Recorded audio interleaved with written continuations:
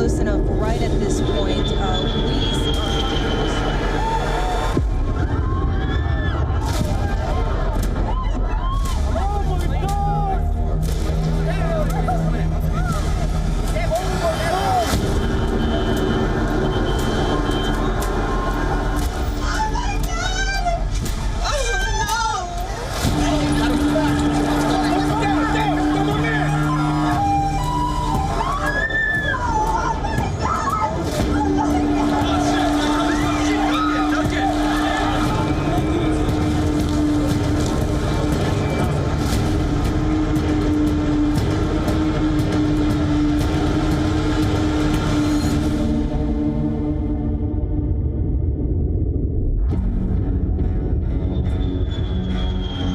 Terror attack on the World Trade Center Twin Towers on the 11th of September 2001, commonly known as 9/11, was the deadliest attack on US soil in American history.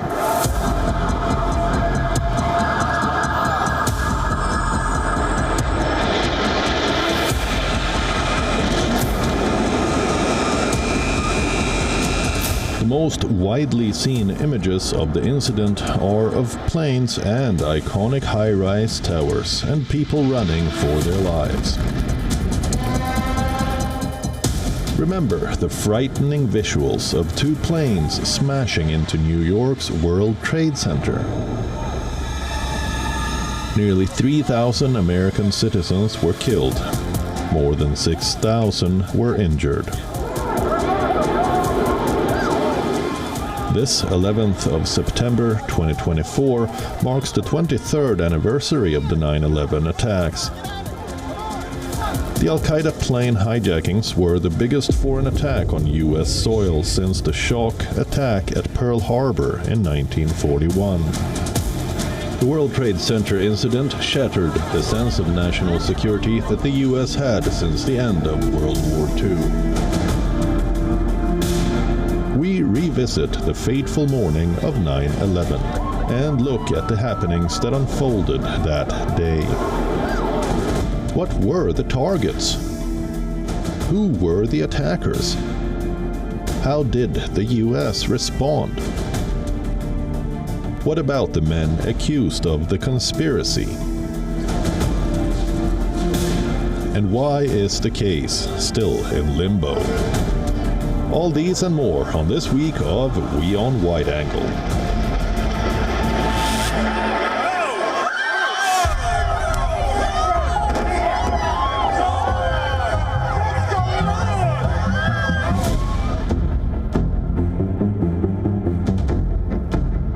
The morning of the 11th of September 2001 was not about blue New York skies.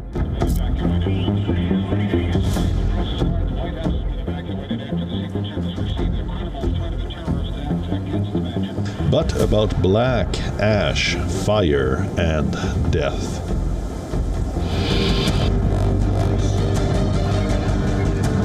Four planes flying over eastern US were hijacked by suicide attackers. They used aircraft as guided missiles to crash into landmark buildings in New York and Washington, D.C.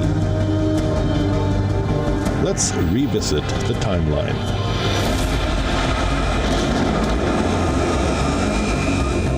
The first strike happened when an American Airlines Boeing 767 with 92 people on board, including 5 hijackers, smashed into the North Tower of the World Trade Center.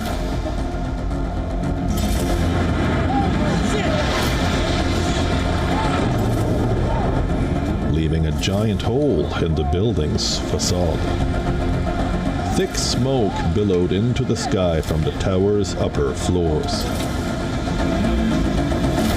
The second tower was hit just a few minutes later.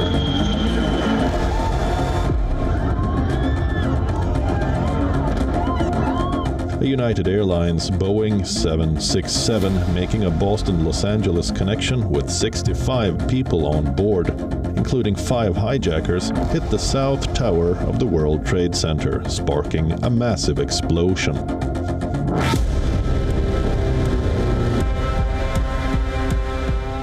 The third plane, an American Airlines Boeing 757, making a Washington-Dulles-Los Angeles connection with 64 people on board, including 5 hijackers, destroyed the Pentagon's western face, the U.S. military's giant headquarters just outside the nation's capital, Washington, D.C.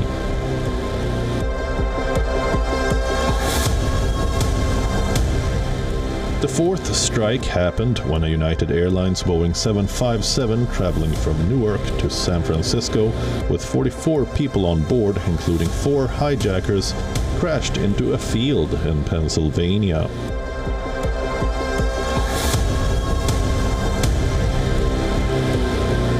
For the flight United 93, the hijackers' target was never clear, but with a further flying time of just 20 minutes to Washington, it has been suggested it was on course for the Capitol or even the White House.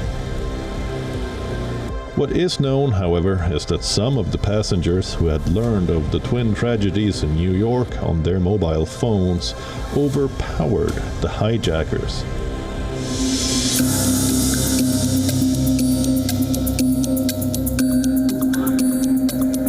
Terrorists killed 2,977 people.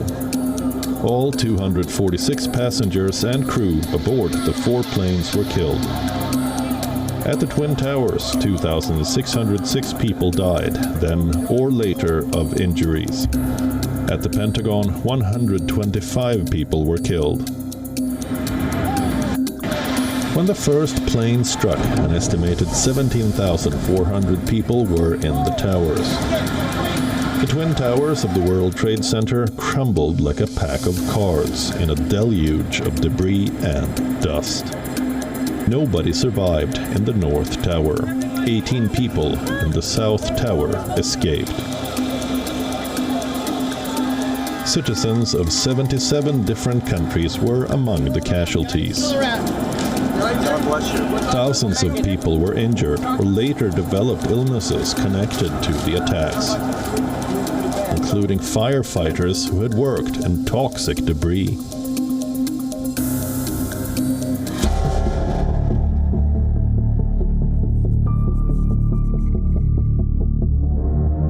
On the 48th story of a new office building, Bruno Dellinger looks down on what might have been his tomb.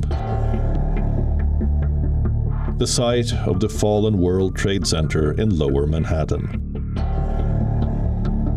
Dellinger was working in Tower 1 on the morning of September 11th, 2001.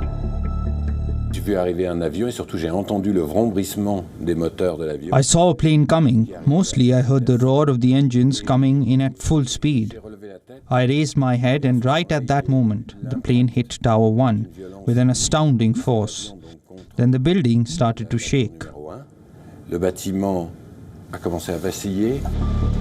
Dellinger made it out using an emergency staircase just in time. Jack Grandcola's pregnant wife, Lauren Grandcolas, was on Flight 93, which crashed in a field after it was hijacked. All 44 people on board were killed. My name is Jack Grandcolas. My wife, Lauren Grandcolas, was on United Flight 93. This anniversary is big because it's 20 years. But every year it's a gut punch. There's no question. It's, we'll live with the scars the rest of our lives. Jack Grandcolas said he tried going to the annual memorial ceremony in Pennsylvania for the first 2 years, but found the experience overwhelming. Instead, he would now go for a walk on the beach, which his wife loved. Through the years, I would just try to do something quiet and solemn, understated. Lauren would have liked that. Go sit by the ocean. Go take a walk through the woods. Go for a bike ride. Maybe get on a sailboat.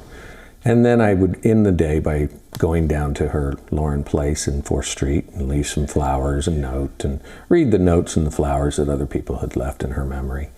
And I think that tranquility helped me get through that mounting pressure and anxiety of what they call an anniversary.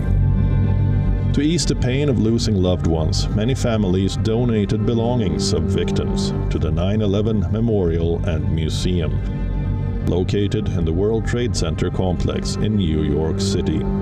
Thousands of such personal artifacts tell the story of those who lost their lives. So we have a gravesite for her. We don't have a gravesite for Sean. Artifacts become very important. And artifacts are the facts that someone lived. They are the facts that you can touch. And for Sean, he had many sides to him. He was a great chef, but he was also a weekend carpenter. His tool belt and his tools were given to the 9/11 Museum. And to me and to our family, this is a very important side of Sean Rooney. This is his building side. He loved to do this. He built things, he constructed things. It is a perfect antidote to the destruction of that day. These artifacts help preserve the memories of those who died. Their stories continue to live on at the 9/11 Memorial.